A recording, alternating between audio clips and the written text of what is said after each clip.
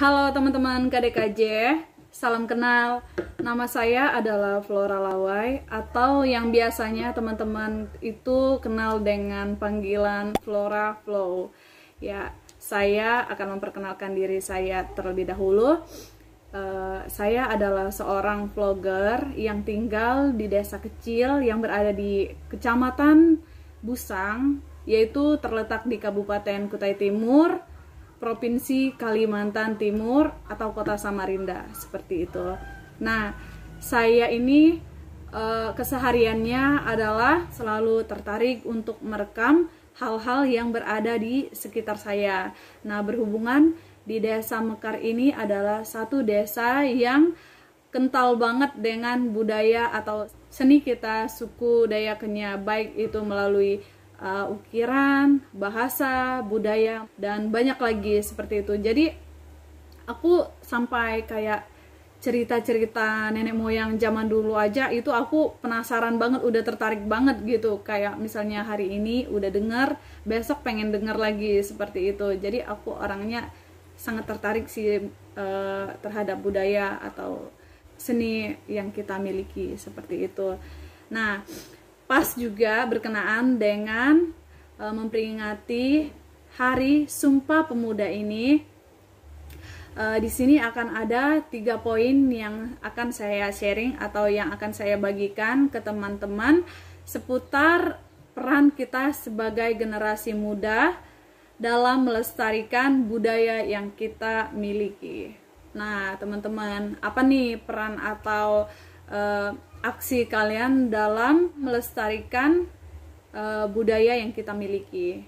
Nah, di sini teman-teman, aku akan bagi 3 poin yang bersangkutan dengan peran kita sebagai anak muda dalam melestarikan budaya yang kita miliki. Poin pertama yaitu adalah ikut ambil peran. Nah, teman-teman sendiri tahu kan kalau sekarang ini kayak kita anak-anak muda itu yang kayak udah banyak bisa ngelakuin apa aja, seperti itu. Bisa bikin musik, bisa bikin video, bisa ya membuat banyak hal lah berkenaan dengan teknologi zaman sekarang, seperti itu kan. Nah, termasuk juga seperti teman-teman sekarang ini lagi membangun organisasi KDKJ.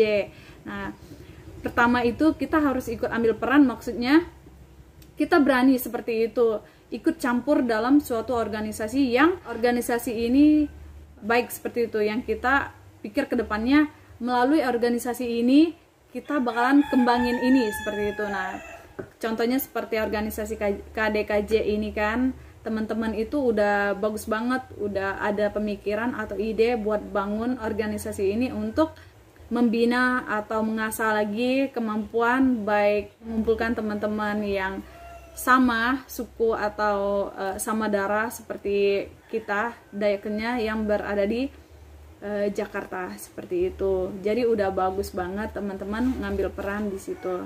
Terus yang kedua itu kita harus konsisten.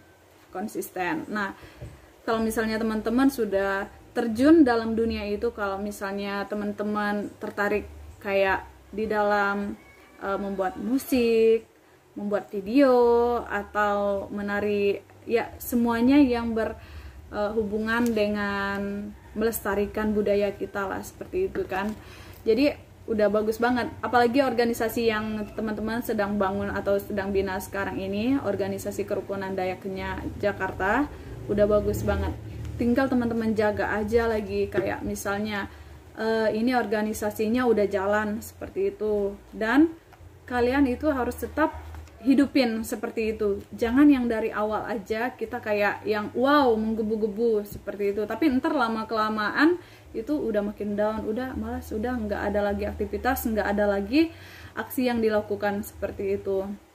Nah, tapi kalau menurut aku ya sama hal dengan kita membuat kayak channel YouTube seperti itu kan. Ini bukan seputar kayak 1, 2, 3 hari, 4 hari aja seperti itu baru kita tahu kayak oh ini kita loh manfaatnya untuk ini, sekarang ini kita rasain seperti itu, enggak. Jadi kita pasti dimana-mana kalau kita membuat sesuatu itu teman-teman pasti hasilnya lama baru kita bakalan panen seperti itu. Ini organisasinya teman-teman bikin bukan untuk diri sendiri aja kan. Pasti nanti teman-teman itu pasti mikir gini, ini nanti aku bikin buat generasi berikutnya juga, biar kalau misalnya apa yang kami bikin ini nggak punah gitu loh. Jadi kita sebagai foundernya, sebagai pembangunnya seperti itu, dimulai dari kita sebagai pembangunnya. Jadi tahun demi tahun nanti itu pasti kita juga bakalan warisin ke generasi kita berikutnya, dan seperti itu terus. Nanti mereka kalau memang mereka bisa jaga seperti kita menjaga budaya kita sekarang ini, mereka pasti berhasil juga pada kemudian hari nanti. Nah, yang ketiga atau yang terakhir di sini poinnya adalah jangan malu. Nah, benar banget nih teman-teman, bagus banget kata-katanya, jangan malu. Nah, contohnya aku ambil dari diri aku sendiri ya teman-teman. Dulu aku itu sering dikatain kayak gini, ih kamu orang Dayak ya, orang Dayak kan begini-begini ya, kayak gitu. Itu zaman dulu itu bikin aku malu banget dengan mengemban sebagai ya anak suku Dayak seperti itu. Jadi aku kadang malu seperti itu dengan, ya kenapa sih aku harus dilahirkan di suku Dayak seperti itu. Dan sekarang aku udah nggak malu lagi teman-teman. Aku udah ngerti dan aku udah dapat suatu pembelajaran yang bisa membersihkan otak aku dari iming-iming yang teman-teman aku selalu katain aku, kok kamu suku Dayak kan gini-gini. Nah, apa coba teman-teman tebak?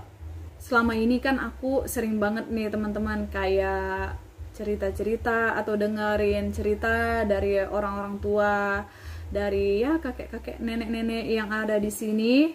Aku seneng banget itu, apalagi mereka cerita tentang budaya kita. Jadi orang hidup zaman dulu seperti apa dan pengorbanan mereka itu seperti apa, seperti itu teman-teman. Jadi kalau misalnya orang cerita kayak orang Dayak itu suka bunuh-bunuh atau suka melakukan yang seperti orang bilang, itu sebenarnya ya enggak seperti itu juga teman-teman. Mereka melakukan hal itu karena mereka membela diri mereka seperti itu kan. Ya tahu aja mungkin teman-teman, orang zaman dulu itu enggak yang kayak enggak bisa berkomunikasi dengan orang lain seperti itu karena emang terlalu minim pengetahuan zaman itu gitu kan. Jadi ketika orang lain atau tamu seperti itu datang ke tempat tinggal mereka atau perkumpulan mereka seperti itu, mereka kan tidak bisa berkomunikasi dan cara mereka pun mungkin salah menurut adat atau ini setempat seperti itu, dan ya terjadilah seperti kayak pertengkaran atau ya seperti itu. Dan itu juga karena mereka nggak tahu seperti itu, bukan semata-mata mereka ketemu orang aja udah selesai kayak gitu, enggak. Jadi ada alasan juga sebenarnya mereka kayak gitu untuk melindungi keluarga mereka juga seperti itu teman-teman. Dan aku di sini juga belajar tentang pengorbanannya kakek-kakek ya nenek-nenek moyang zaman dulu itu terhadap ingin mempertahankan budaya atau suku Dayak Kenya ini sebagai identitas mereka seperti itu. Jadi teman-teman, banyak nih kayak yang ya namanya orang zaman dulu itu kan masih apa ya, masih familiar banget dengan perang seperti itu kan. Jadi ada itu sampai kayak antara suku ya suku antar suku seperti itu saling berperang lah seperti itu. Jadi kayak ya contohnya saya kan dari Dayaknya, saya suku Dayaknya Bakung ya, saya Bakung kan.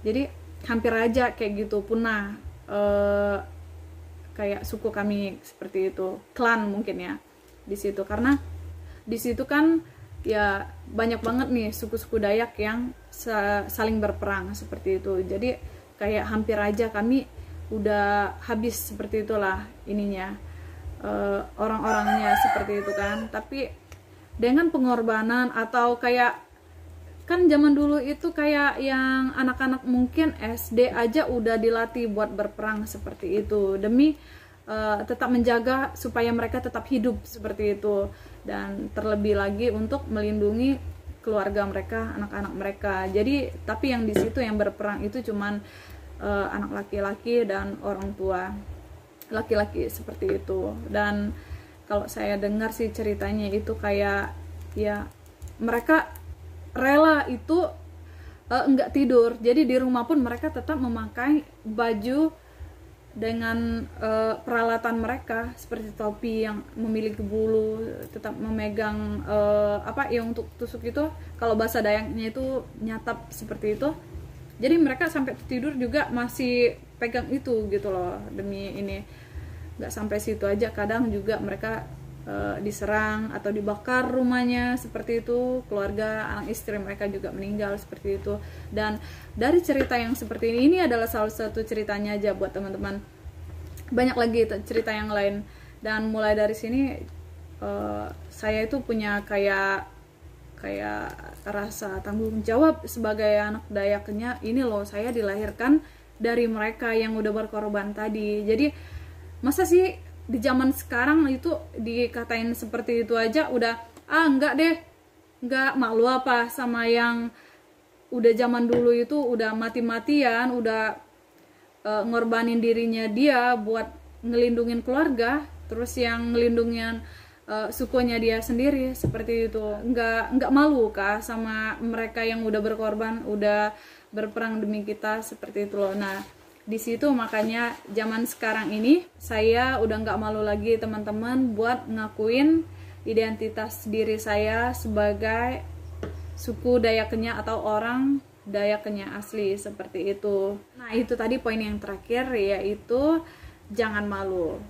Ya, masih ingat kan 3 poin tadi? Yang pertama itu ikut ambil peran, yang kedua itu tetap konsisten, yang ketiga jangan malu. Nah, itu tadi. Nah, terus apa tanggapanmu tentang adanya KDKJ ini? Tanggapan aku tentang organisasi KDKJ ini adalah ya, yang paling pertama adalah bangga, karena kalian dekat banget dengan ibu kota.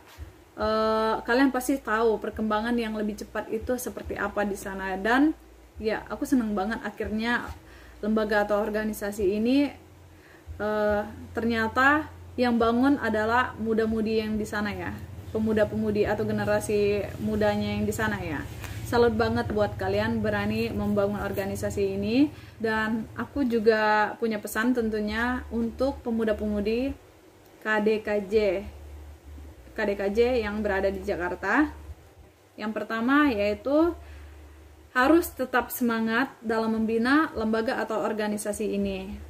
Dan yang kedua, saling menolong dan sharing jika ada sesuatu yang tidak bisa dikerjakan atau diselesaikan sendiri. Nah, buat teman-teman yang berada dalam organisasi KDKJ ini, perlu banget loh teman-teman, ternyata kita itu sharing, tanya teman-teman, atau boleh juga tanya orang yang lebih tua dari kita. Karena ternyata kalau misalnya kita sedang berpikir terus buntu kayak gitu, terus kita nggak ada niat buat nanya orang karena kita mengandalkan kemampuan kita sendiri seperti itu kita tidak akan menemukan jalan keluar seperti itu.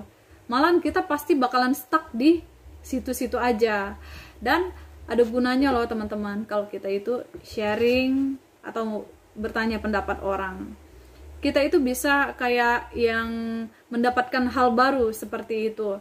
Kayak ternyata pemikiran kita menurut kita nih, misalnya contohnya kayak aku, pemikiran aku aja udah ini udah bagus banget kok menurut aku seperti itu kan.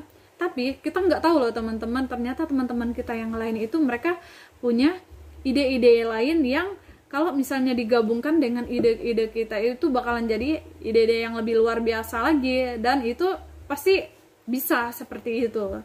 Dan ya apa sih yang nggak bisa kalau dikerjain sama-sama seperti itu teman-teman. Nah, makanya aku titip pesan buat kalian harus saling menolong dan harus saling sharing jika kalian tidak bisa menyelesaikan sesuatu atau perlu bantuan orang lain. Ya.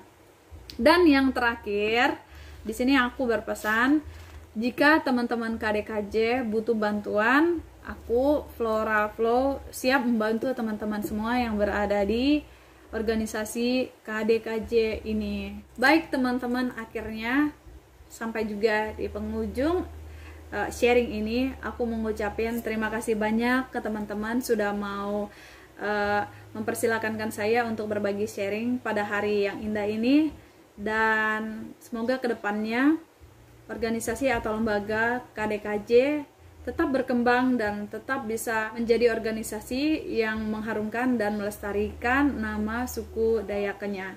Terima kasih teman-teman. Selamat memperingati Hari Sumpah Pemuda. Bye-bye.